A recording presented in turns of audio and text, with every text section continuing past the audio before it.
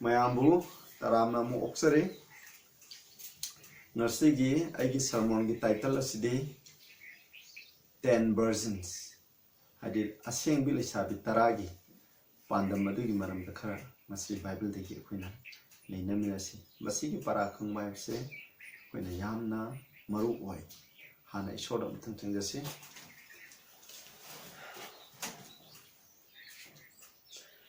Sagada lebe paisho yam thagasare na kitogam de gi khoina Ashengbi Leishabi taragi pandam madugi maram da khoina nena ga dawin pa aina ngang basapa da ipana thawai sing bidna sangbidna aina ngang bu khudimona hake nang bi matin na ngang bu ahi ta ko do sinaw sina so bo na ju ipa ingonda lei pa phatta ba ko ai gi wanga sanga ba isai do ba na panna to karisu thon bigun nolokpa na ki thojana dana ingonda hitapyo hobudin lo hobuna sinbyo Prabhu Jisu Christ ai gi kromjari amen Masigi parable ase masigi pandam ase Matthew 25 ki 1 dagi na 12 hawda masigi para ase phangani madugi maramda na khoina pabiro adu aina samlamna wari ase lijarake ahan parable ase pandam ase hana lijarake masida asumna hai Then the kingdom of heaven be likened unto 10 virgins which took their lamps and went forth to meet the bridegroom. Showing in Hogwarts, Ashengbi Leishabi, Taraga Sangdamne, Makoi na Makoi lamb, Laure, Makoi Tamai to Pure, Aduga, Bor, Adubu Naba, Makoi Tam, Tokpa, Satpa, Dugma Leishabi, Tara, Duga Sangdamne. Masida, Aduna. Taina mama gi matam dazu ikoina borna kaina lawraga magi mayum da hanba matam aduda misingje kondong da thungan da ngai duna lei madugi tanza adu lawraga Prabhu Jisu Krishna masigi parable thapi bane aduna magi parable sitai kana gumba nupa ama luhomba gi bor ama magi nupi do lawba satkiram adugi halakpa absida Leishabi Ashengbi Leishabi tara makoi ngairami makoi na thamai parami aduga makoi gi partner sing lorami aduga makoi gi tara adugi manungda manga amadi asingni manga amana apangmani hai asingba sing aduna makoi gi tongamba patra vessel thau hamnaba partner sing lorami matu thau halami aduga apangbi sing aduna thau makoi gi partner loramde makoi gi thau aduda makoi gi thangmai da yawba thau ado maduna konagani mala koga sanagani haina khanjarani adu khatang lorani adubu mokoina asum ngaibu matamda bor lakpaje thengdabuduna maram moiduna mokoije numidang yam thengjale pungma pantara sabu ngaibu lamanda duna mokoije tumam adu mokoiji thangmai sing adu thale tumam Ashengbi nupi sing adu mokoiji thangmai da dum ngal mokoije adubu ahing nongai da hogotpa matamdadi ahing nongai da bor lae haina Mina law ko tabu matam da mokhoi kap thok na hogalak pam matam da ngasai apangbi Leishabi manga amadudi mokhoi thangmai da thaw yoram de aduna mokhoi thangmai da mulam adu Ashengbi manga amadudi kaidorami habu matam da mokhoi thangmai da mokhoi na yorami aduga mokhoi gi damakti extra oil su yoram mokhoi ngasai part da extra logre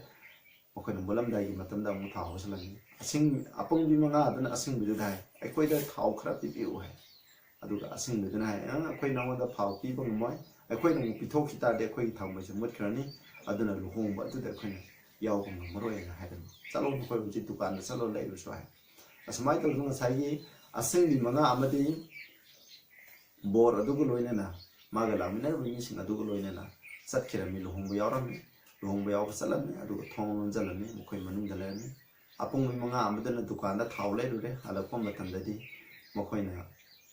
bor gi mayum yobu matande thonglalani atu matanda thong hanglo haiba matanda bor adana makoi thai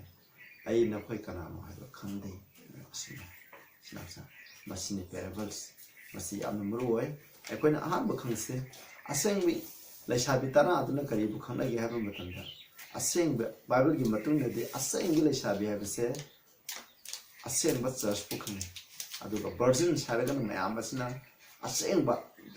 haidi ishorgi yamna asumba chatpa magi church membership adubu akoina khane masi 2 Corinthians 11:2 da asumna hai Christana mapura aduga akoi je Corinthian church ase Ashengbi Leishabi Christa da katkhaba Ashengbi Leishabi adugumna samthne aduna ichnaw sam masida version haina khangnari je Ashengba church adubu khane aduga ikhoina lamb na kadibu khane haiba mitana Psalm 119 gi 105 ki matungna thy word is a lamp unto my feet have aduna lamb has na represent toise ishor gi wahi Bible asibo khoi khangnai aduga oil has na kadibu khangnai haiba matamda khoina Zechariah 4 gi 1 to 12 na khoina pawa tara kadi matu khangani oil habise na khangnai se thawai sengbo khanai thainim Zechariah gi matamda masi isrogi sanctuary manung da church manung le ju olive pambi ani dagi mokoi gi pipe toroga mokoi gi lem saben adi mokong tare pamba khoina masa tare pamba lem thangmai amada aduda ngaran bado adu khanai aduna lem habjina khangna o thawa oil habjina khangna je karibu khangai habam tamda thawai asengba adu khangai aduga vessel mokhoina thawa bi patra aduna kana buno habam tamda masi ekhoi gi thamoi haitare khoi gi thamoi da oil habdi thawai asengba thamgado buse kadai dino hab kan ekhoi gi thamoi ase khoi gi thawai ekhoi gi thamoi asengba thamoi haitare masi bo ekhoina khangai snausa aduga khoina sidagi tamba yaba para yam le aduga ahi kai bor aduna lakpaje thingthai aduga mana lakpaje ahin ne da lai habsi koina aham de ngse adai ta de version da sigi maramda ai koina yengse prithibina masigi version habsina thakpadi karino kana mokoje masigi meaning de mokoida thangmai lai habidi haibigi arthadi Prabhu Jesu Kristna ni shuba lakpni ki mamangda laiba church kanglu adubu khane Ashengba church ai Ashengba church na claim tawbising masi karamba church punu haiba matamda isorgi asumba laiba church mokoina bible lai habigi atabil mokoina lem lai habigi athadi karino kanda isorgi asumbudo bible na takpibudo adugi matungina church satpa adugumba mi khanglu pamani masi gi virgin haidina khangarisi maramdi mokoina lem lai habnina mokoina isorgi wahising khangi Bible gi matungina takpi ba khangi Bible gi prophecy sing khuding ma khangi Bible da kari tai achumbana karino achumba sakadabana karaidano arambana karino habdo adugumba khangbo mi khanglo atubani aikhoin version haina khanglaise adun asengba ishorgi da mak chat church why church fudik pithe da church kyamanum lai adu hairi church sing ase asigi manung dagi asengba chadiba mi church adubani hairi church adu karamba church Prabhu Jesu Krishna ani shuba lengma phangai ba sarsin adugi manungda mi khanglup ani laine amana Ashengbi aduga amana apangbi haina koina apangba church Ashengba church haina dumai thoduna koina khaidok phe aduga virgin habigi athadi mokhoidi haidi Leishabi Ashengbi kanamtana soktriba adubu koina Ashengba virgin haina khane mokhoije karigno dumaina sangdamna bigi athadi keno ishori achumba haidi phattaba takpi tambiba haiko atopana sokpa habdi atopa aramba takpi tambiba searching da takpi tambido adugi matung ina sartaba achumba adugi matung ina sartani adubu haiba mi kanglup asi achumba chappa mising achida kanglup ani lei amana asingba kauri aduga amana pang asingba habse aikoi na mu bible dagi yengba taragadi asingba habse karino loksing habse karino haiba matamda aikoina akoina khangi Colossians dagi akoina pabu matung khangi Christa da loksing khudimuk lai asengba loksing habje Christa bu khangba adubu akoina asengba loksing haina khanai aduga shogi yathang khangba ise shogi yathang induna satpa aduga asibu loksing haina khanai aduna wisdom habje akoina knowledge go wisdom go khenabje wisdom habdi keno akoina phangba knowledge to akoina apply to akoi punsida madu induna satpa madu lokshalaga satdo aduguna akoina wisdom haina khanai adugi damo mokhoina ishorgi asengba achumba wahaido mokhoina loksalaga mokhoina induna chalega adugi damo mokhoina singba kawla fully sabigi athadi karino hakanda mokhoina khangdi khangba adubu mokhoina indaba Sorry achumba karino aje mokoi loi khange aram khubum kamaine phangane je khange karamba sasna asengba sasno khange karambana antichrist porno khange karambana asengba doctrine no aramba doctrine no haibado loina makoina khange adubu madugi matung in sattaba haibado adubu ne khoina sida hai sida the Ellen G. White kill my Christ object lesson haiba sida mana asumna haibi two classes of words represent the two classes by who profess to be waiting for their Lord. Show and Shubal Lengopa Ngai mission do me Kanglop any Kadon they are called virgin because they profess a pure faith. Mokoi virgin going, Madame de Mokoja, Mokoi Tazab, a saying what Tazab lay.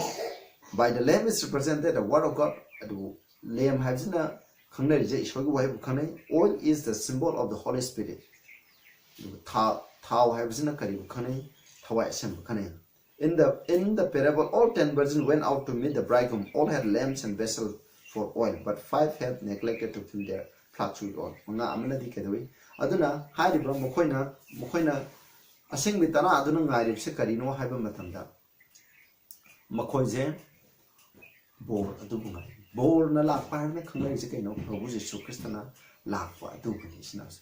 Probuzi Sukristna, Magi Kana, Lobo Lakani, Aduba. Badugolonya na equation saga the second home saga the Pamtokani when a mamma wedding garment, Madame the Sokana Tamcre, Madu Samani, equi guess, Natraga Quina, Magi Kaina, Natraga Magi Grace have do Adu Manunda equi.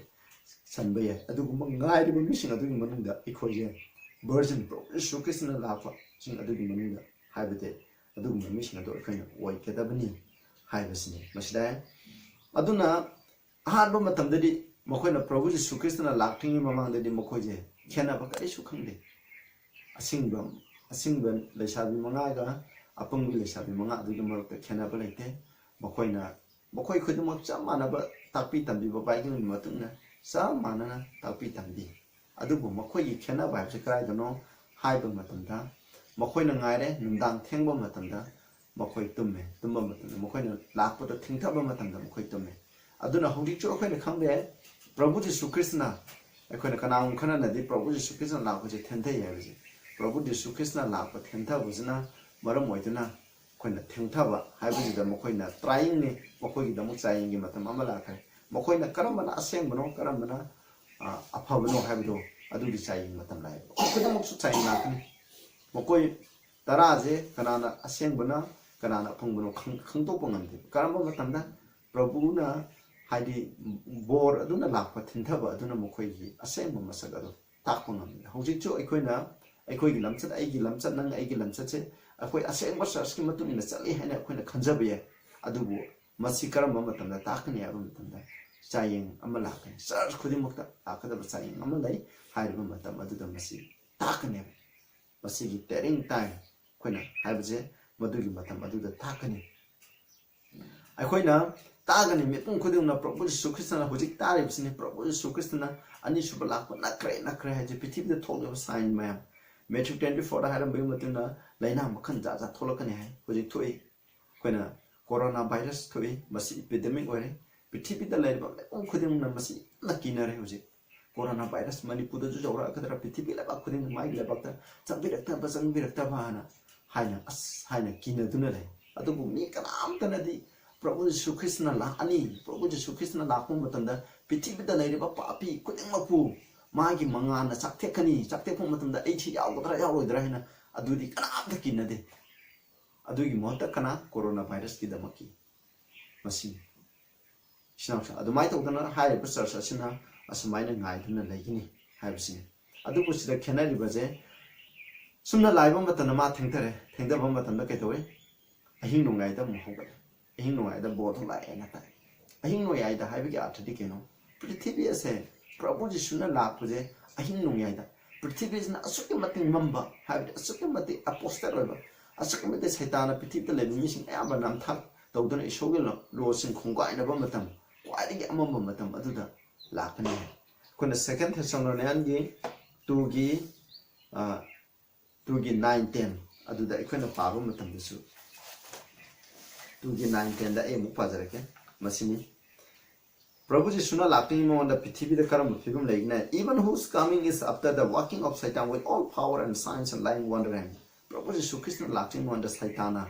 Marki matung inba antichrist na ang pathabak kaya mo pangthokani habsini. With all deceivable righteousness in them that perish. Silva missing aduna nam thag dharma chenda budi nam thag adu loinen tawgani ham. Because they receive not the love of the truth. Maram di mo koida nam thag adu kana shogi asum bidu in the beginning ever. And they might be sharp can be ngai gini. Adumai tawgana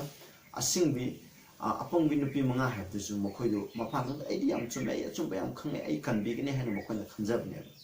Adu bu kaido ba mo koi test do tumme tungi ba matan mo koi hawgalak do mo koi thau law de mo koi masa do ngan ngai gi mo lem ha sin kai ti mangan ti the aduna ikoju lem shogi asubu wa hi loksa daga ilaba matan da koi translate mangan pi thoro kadam ne adu ngan duna legi dam ne adu mo koi matam mo koi da matam khara thau kitang yoram ne adu lu gi matam da mo koi da thau amu hanjin da ba le aduna manong mo ni slaw ja sukem mating ma mo pi thibi adu da Prabhu Krishna la ka eh ni ngai ta la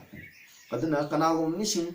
masi shona haiba mini Ashengba mini habje khange hai taragadi khona karama matam da khangne amamba matam da kwadi pithibi da sukumati phatraba matam da mina loina phattaba pithibi pomba na saitangi matung ina chakraba matung da lengdana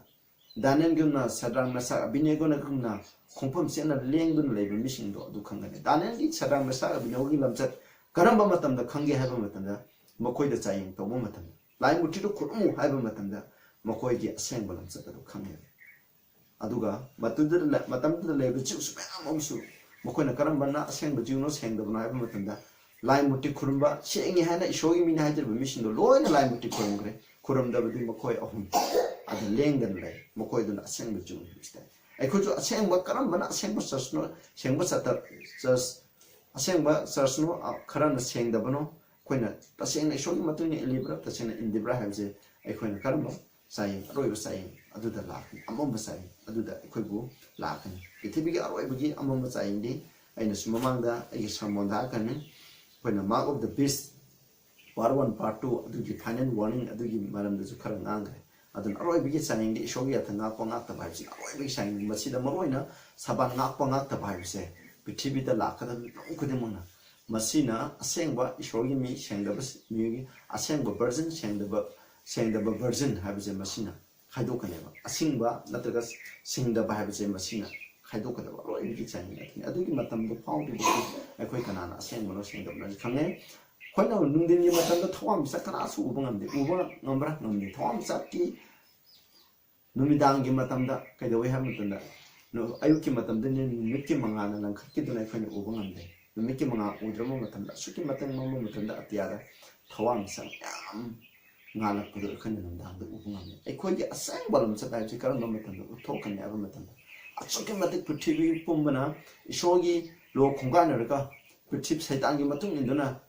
satkiba matam adu ai khoina achumugi da mal lep tuna laiba aduda ai khoi gi Ashengba lam chat nang ai gi Ashengba lam chi utpangam bani ha je khoina kaw kumsi aduna thawai Ashengba laiba habse amroi mokoina thawai Ashengba Kangibana Maram with a Tau Yaudre, Tau out of the Tawashing way out of the Mokochak. All have lamb, that is outward semblance of religion, but only 5 of them had the inward pity. For 5 of them were wanting in the oil of grace. The spirit of life in Christ Jesus, the Holy Spirit was not abiding in their heart. Upon the Manga, the dedicated of Tawai Shangbalate, Havidi, Tawai Assemblana, Mokoki Punsida, Laga Mokoki Wang San, Tawai. When Shona have the Matum in the Saturday, come with the Congo. When is the Gitam with the Param? I coin a Bible, but I can't have the Swiss notion.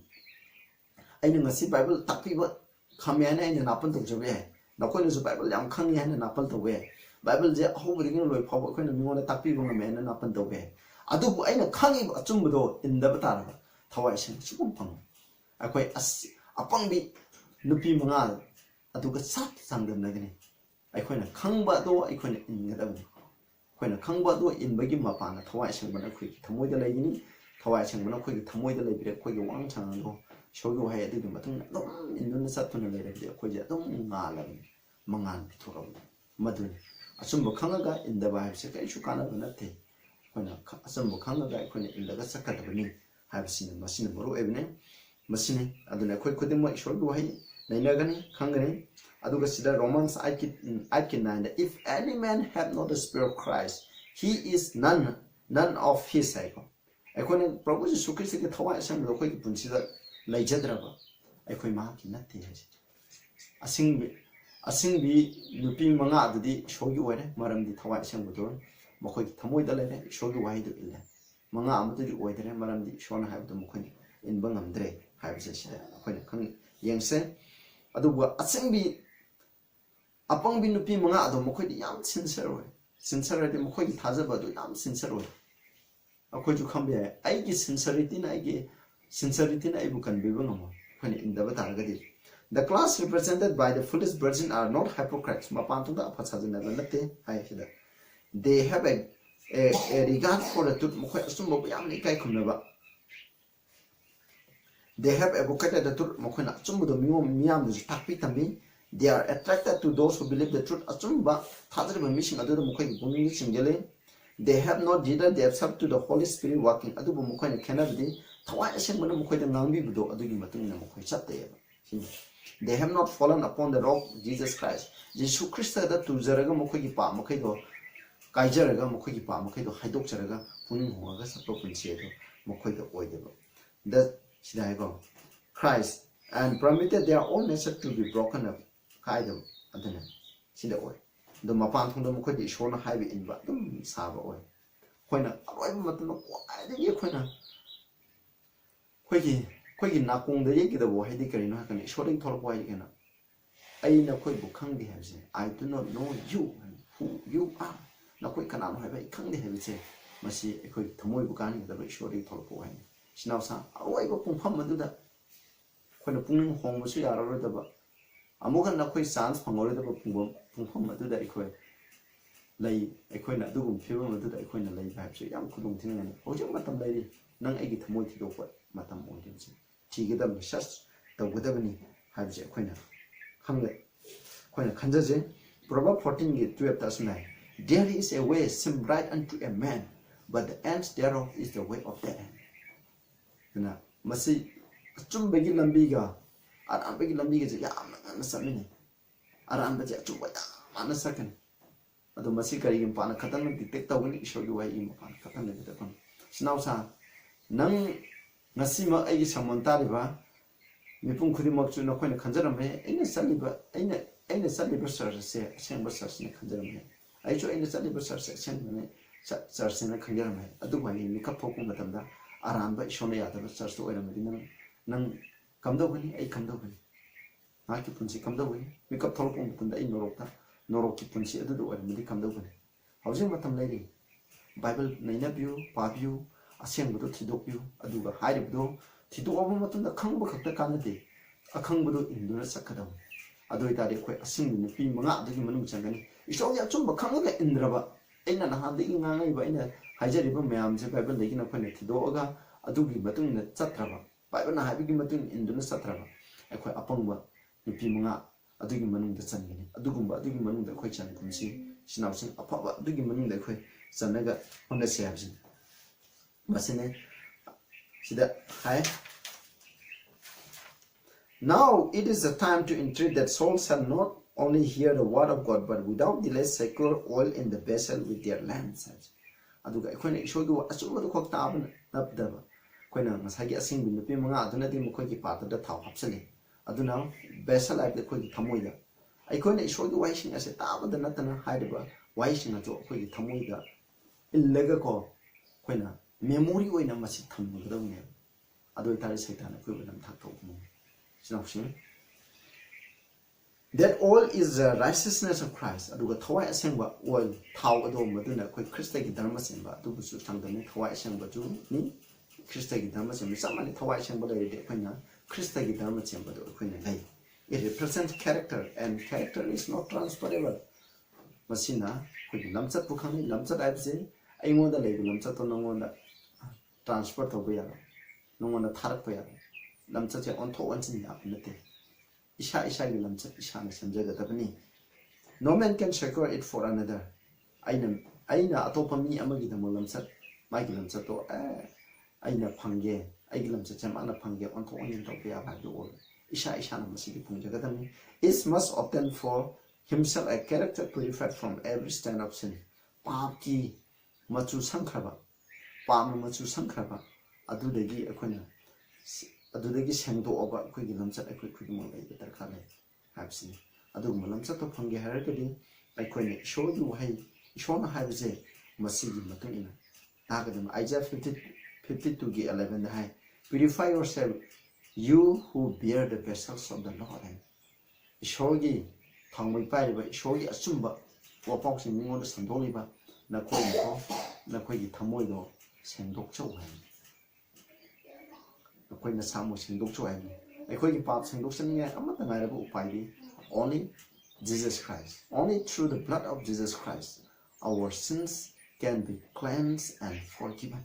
nang aigi pap hache Prabhu Jesus Christ gi nungsiraba Prabhu Jesus Christ gi cross thabi khiba iyadigi mapana akhoi gi pap exam thopiba kopi ba je phangani mahaki igi mapana mahaki thaujangi mapana mahaki thawai asengba khoi da pina biba adugi mapana akhoi na Christ gi lamchat akhoi gi consider flat to kong ngani sinapsa uthorpon ngani haise Christ of Revelation page 419 that's when all heaven is waiting for Satan through which can be poured out the holy world to be a joy and blessing to human being shona di ngai magi thawai asengba do akhoi gi thamoi gi patra asida haijan bige haina akhoi khatani ready leta akhoi na ready leta di adugum do ishona haita bigini han masida mo hai the religion Christ of Revelation 419 420 day the religion of Christ means more than forgiveness of sin aduna ka Christ gi dharma habsina akhoi na khanga do je kana na Christ gi dharma pithib da leje Prabhu Jesus Christ thajau nakoi gi pa mana copy habista akhoi na religion gi thakchen sida loi khre habisna no it is no akhoi gi pa copy ba du khatana akhoi Christian gi dharma natte sida haise it means taking away our sins akhoi na tawriba pa akhoi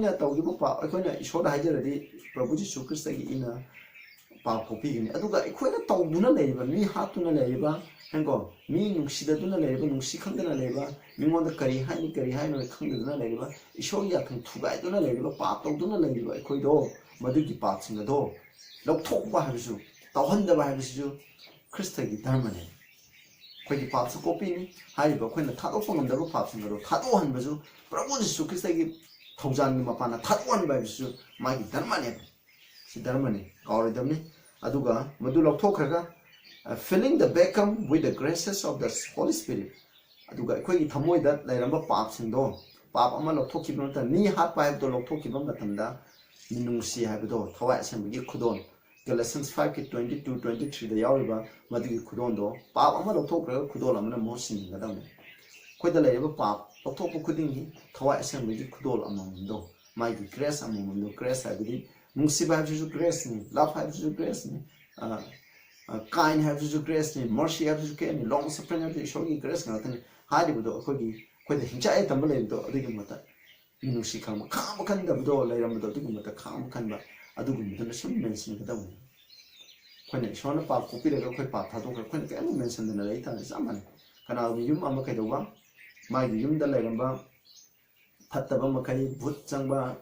do loina tanthokre tantho matung da mai yim do fadana machu sangna adu karim ta leina dana lere leitaba matam da kai amma tanthokki mathang de hena changba but tare ram ko loina na mai mung da la akana ke ba hena tamthi bo se akhoi dagi thadok akhoi punsida le ma pam ga se lokthokki ba tara ga di matu gi mohta thawai asang gi shogi khudong sing aduna men sala thunga da me adu tari saitana akhoi da mo na sang ga rum hai se akhoi Piroi have by implanting in their hearts the principle of his son, the Holy Spirit developed in men the attributes of God. Kamaina koina isogi lamsa khoi de legam tanda koina thawai as isogi wahina khoi thamoi de ko magi waising do thabirani thabiba matamda thawai asem bigin mapana isogi lamsa do koina wahi do loksalani loksan ba matamda akhoi thamoi de isogi lamsa to mathang shambalakani the light of his glory haidi shogi mangan magi mating mangan haidi keno magi lamcha do is to shine for in his power akhoi magi matung ba akhoi de in gadam ne thus they are to glorify God and to lighten the path to the bridegroom's home to the city of God to the marriage supper of the Lamb 4:14 asmai to dunai khoi na leibam matam de akhoi mangan pitokani asing binupi mangan dam pitoi mangan pitho ke do ba kaina Prabhu Jisu Christan lakpagi lambi adu satpada ngalale adumaina nang aisuko Matthew 5 ki 16 dhaguna let your light so shine before men that they may see your good works and glorify your Father which is in heaven habi akoina kaugumje akoina afaba tawga ishorgi wai sing do ilaga thawai sing bi mapana akoina chumba sing do akoina induna chapa matin akoji manga loigini akoji karole ka akoina tinarba pungkadeng manga loigini hariba manga adugi mapana makoina masih karamba mino habendam masih Krista ga loina bini Kristani habdugi matungina makoy juko akoiguna wai Prabhu Jisu Christa gi manu matung induna satpa mi habdo akoina oiningba phangani sinawsam aduna akoi aina roi da apin tongmiri nang ai hujik akoina lai film ye penthok tuna lai ngai matam sungna nate akoi aroi ba matam da Ashengbi lukhabi gumna so Prabhu Jisu Christa lakpa matam yawa kumba ishona nang khangde haba achumbadi myam khangba indana satuna leiba tarate adugumba adu oigina aduna Ashengbi nupi manga adugi manungda akoina sangi hai taragadi kedoba thawai singba laigidam habidi akoina khangba ishori achumbido adum induna laigidam adu itali akoina Ashengbi nupi manga adugi manungda sakani ai aina hujik ningiba aina saliba source aina matu niliba ai aina tawriba sina chumme haina hujiko lepnangai matam laiti aina chaliba je masi chumbra haido adugi matungina akoina Bible lagi thido fadana Bible pagadam mai huron degi na loy phaw fadana pathna tawga ai preconcept aida hari koi church yawi baduna lana takpi khrab ko ai ngonda masi di tawgadam haina khan khebo preconcept aida ma khai loy shogi makhong da pi le khana Bible sen na sen aduga shogi thawai sen pa na Bible do illaga chat patara te khana Ashengbi ipi munga adugi manila senggen sinawsa alina na khoisu aina khale na khoina achumba je taraga na khoina masidegi achumba je thidoga na khoina chapyu adu tari shona na khoibo bor phangani habsi aishu achumba dugi matungina thiraga aina nutigi Bible paraga na nazarga achumba dugi matungina satke haina lepibani na khoisu thibiu habsi ai aroiba apel na khoina samona sina na khoigi punsida kanaba oiragadi na koi khoi dinari bana chinnaw sing marum pang sing church members in masi achumba share topi tabiribu meanda ishona bopi boisnu ishora patna tawse sagada lebi panchon thagase and 10% maranda kun karana ina fe pancho ina ngam da sakela so ki balanti ko fe awsang apu Prabhu Jisu na latin on the mi count of church mi count of ani legini amana Ashengba aduga amana pongmani habsi maram tamkre pai ko je Ashengba du munung de chen bo hindu na ki achumba do khalaga induna chachap bo hindu na ki achumba do khalaga khone induna chapta bata gadi akoi apangdi nupi manga tu munung de chen gani habsi ta khra bisnaw shine su bo pinagu na ki achumba do gimateng chaptuna hena phaba lambi atu chusaba ngam bo hindu Prabhu Jisu ni le khonjai